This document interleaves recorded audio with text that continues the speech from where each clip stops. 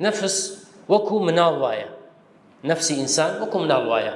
ئەگەر بێت و منداڵ کە چەندێ بۆی نووسراوە دایکی شیری بداتێ 2 ساڵ وەنا حەولەینی کامیلەین.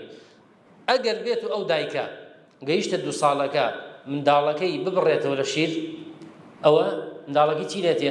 واز لە شیر دێنێ و شتی ئاسایی ئەخوات کە هەموو مرۆڤێک ئەیخوات.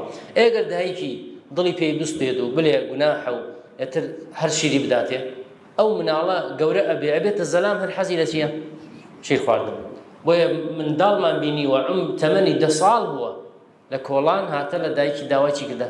شیری کردە و دایشی دایەکەی. و حتى ئەمە لە ڕووی عورف و شەرعەوە یعنی ناجایزە تۆ لە بەردەم خەڵکی یعنی شیر بدەیتە مناڵ. دەوانێ هەنێ ئافرەتە بێ ئەو شتانە لە شوێنە گشتیەکان بەبێ ئەو خۆی سترکە ئەو شتەکە، بەڕاستی ئەوەش عیب و شتێکی ناشرینە و ناشەرعیە. بۆیە نەفسی ئینسان وەکو مناڵ وایە. ئەگەر تو بێت و بیگریتەوە لە شتە مباحەکان و شتە زۆرەکان نەیدێتێ هەموو شتێکی داوا کرد، ئەو کاتە ئەو نەفسە بەتوانە ئەبێ. بۆیە یەکێ لە سەحابە ڕەزای خوای لێبێ وەزان ئەبوو دەر بوو تێ ئەپەڕێ بڕا بۆ بازار، ئەتر لەگەڵ ئیمام عومەری یەکتری ئەبینن. ئیمامی عومەر ڕەزای خوای لێبێ فەرمێ بۆ چۆ ئەڕووی؟ ئەلێ ڕۆم بۆ بازار. ئەلێ چیەکەی؟ لێ ڕۆم گۆشت دەکڕم.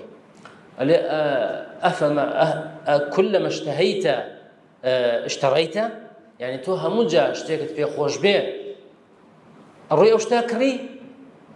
ئەمە چییە؟ ئەمە یعنی ڕێنماییەکە لە ئیمام عومەرەوە کە ئێمە چی بکەین؟ هەموو شتێکمان پێ خۆش بوو نابێ بڕێن بکەین. یعنی کەسێتر ئاشەکەی چێشتەکەی گۆشتی تیانە بێت نایخوا. ئەمە بەڕاستی ئەمە یعنی وا لە نەفسی ئەکا تەواو تەحملی هیچ سەغڵەتیەک و ناخۆشیەک ناکە. بۆیە ئینسان ئەبێ نەفسی خۆی بپارێزی لەو شتانە.